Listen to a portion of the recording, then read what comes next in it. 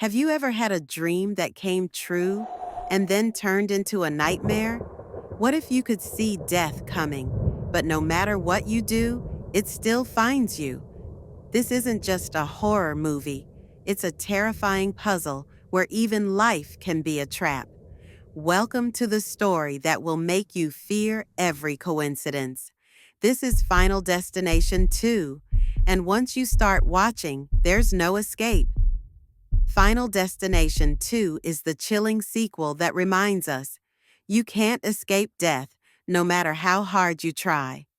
The story follows Kimberly Corman, a college student who sets out on a road trip with her friends.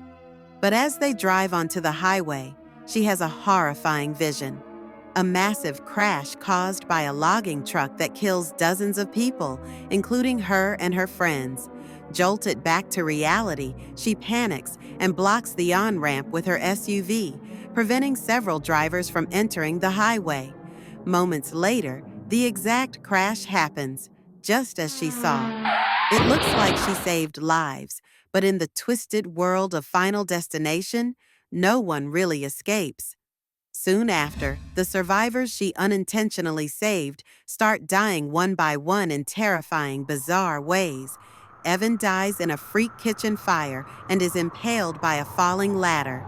Tim is crushed by a giant glass pane, and Nora is killed in a brutal elevator accident. Kimberly realizes that death is coming after them in the exact order they would have died in the crash.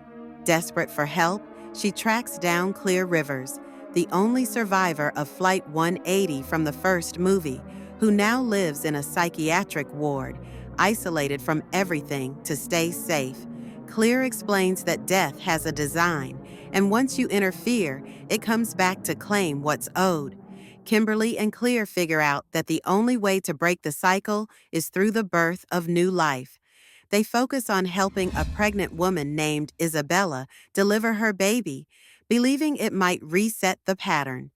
But death doesn't wait.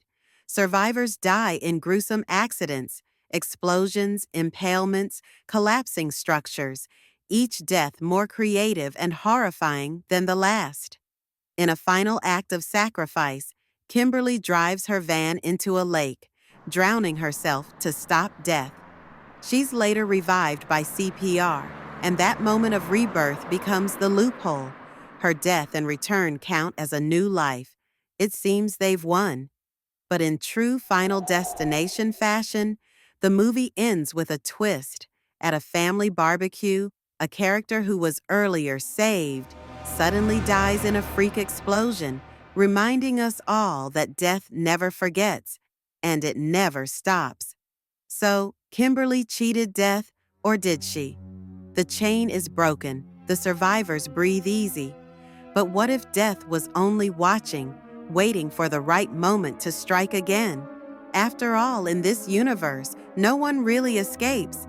Maybe the real question isn't if death will return, but when.